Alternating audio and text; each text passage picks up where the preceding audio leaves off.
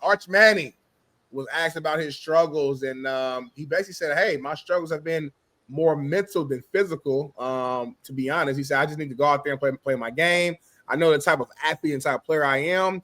Just got to go cut it loose and have some fun, play ball. What do you guys think? I mean, we talked about this a little bit yesterday. JB said he think it may be some, like you and AJ said, might be some shoulder situations going on. It could be like an injury of some sort. He's saying it's all mental. JB, what does that mean right there? What are you doing right now? JOM. JOM? Hold on. JOM. Something of Manning. I'll tell you later. But I do hashtag it sometimes. Oh. Pause. He's saying Jack. Pause it. I know what he's saying.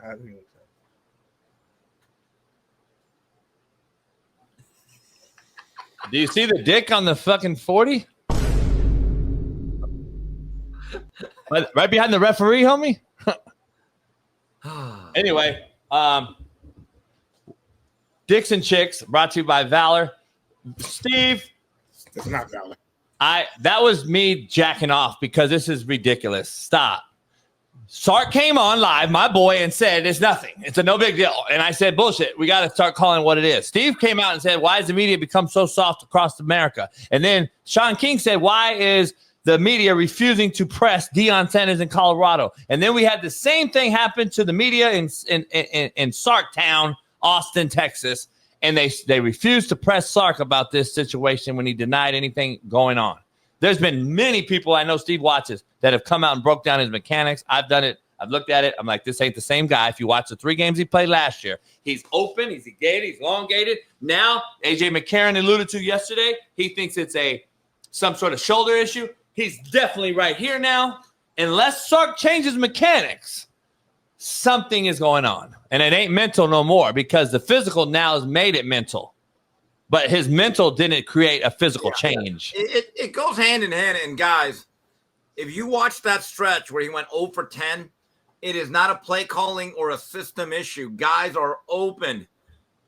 Those plays are there on the table, and throws are being missed. And I don't know if it's a blessing or a curse that they don't have a quarterback, a second one, that they can turn to. I think the reality is they got to hitch their wagon and going into this. That's the thing. This is who they're stuck with. Show that again, baby. Like right there is perfect example. Like look at his platform drop. Mm-hmm. Like his platform is your elbow a line. Either it's 90, it's 45 or whatever. Look at that right there. His platform drops here, meaning his brain knows that he's hurting somewhere. So his brain now is telling his arm to compensate or overcompensate mechanically for something that's wrong. I think it's more chest. My personal opinion, I've been on that. I know how it feels when you tear or rip or strain something across here. It's hard to open up. So I'd rather push it. And my brain's telling me instead of tearing my fucking pec off, I have to now push it and be shorter with it. But why not rest him, though, if he's really hurt? There's nobody else. Nobody, to Steve's point. There's nobody else. And that's a bad look. That's a bad look for Sark and Texas. I'm going to be honest. If you don't have a good top quality backup. And I'm also defending Sark because Sark actually got to keep this guy for 2 years sitting behind a guy, and he didn't leave either. So Darnell, we got to give Sark some credit for keeping a couple guys. For sure. Darnell, do you remember a basketball player, one of the guys that would style himself as one of the Kobe stoppers, Rajah Bell? Remember him? Rajah Bell, Phoenix Suns, yeah. His son is rated among the top 3 quarterbacks in the country going to Texas next year. Got you. So that's probably the guy that they're thinking. But you need a guy this year. Now, Darnell, you were not there, but me and Coach were watching the fights. I think it was like mid-August, right, Coach? And I asked you, you're out there barbecuing, and I said, JB, what do you think of Arch Manning? You flat out said you don't like his arm. And that was before the injury, though, Coach. That we thought there was. I never thought he had an elite arm to be that guy. I never thought it was quick. I never thought it was quick enough. His mechanics are better. Like even in a little bit of time we saw him play last year. Like no. Yeah, that's what I'm saying. Last year I went back and watched the 3 games or 2 games that he started and played in 3 or whatever. And then I see him even later in the season when they had blowouts and he played the second half or whatever.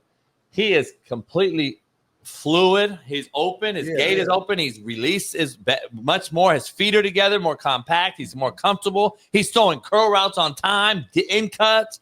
Now it's like everything's behind. It's late. Listen, man, as a quarterback, and AJ and I talked about it yesterday privately a little bit too.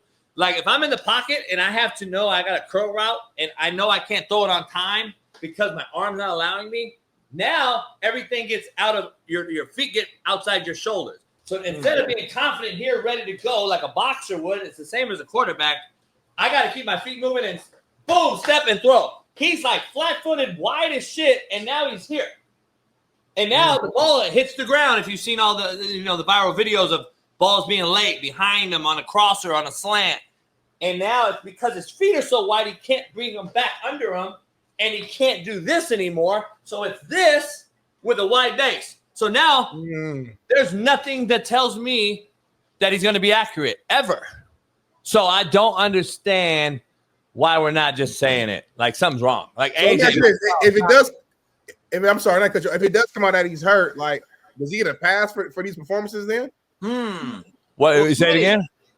If it comes out like later that hey, he was actually hurt, you're right, he had a pec injury, would he get a pass for looking this bad then?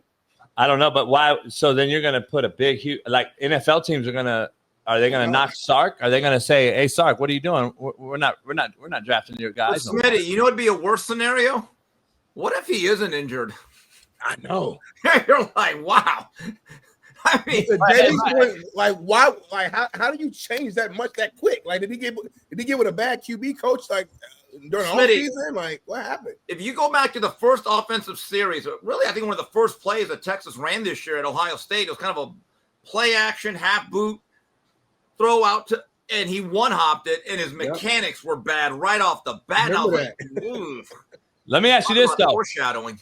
I showed Steve a text message I got personally last week from an NFL coach and someone else. And Steve, what did it say? Oh, well, one of them was that someone got off the board, off the draft board, right? That was from, I don't want to say the name, but which one was it, though? Because you sent me several. Well, that one right there is the main one about this one. Oh, yeah. Well, Smitty, he's off our board. Yeah. Literally after 2 weeks into the season, dog. Board. There's no way an NFL guy tells me he's off our board already, unless something's going on. Well, guys, here's a theory that I have. Call me crazy, and I don't think Sark will ever do it because I think he'd rather jump off a bridge. What's one thing Arch Manning can do is be a good athlete, right? Run, Speed, has a little bit of wiggle. It's pretty tough. They're not going to do it, though. Turn him into Haynes King. Yeah. But here's the thing. He can't throw the ball well enough, coach. But here's the problem. The 2 games that he started and the 3 games and multiple games he played in last year, they were multi-diverse in play calling because he could actually 1+ run game. They could run triple with him, and he could throw from the pocket.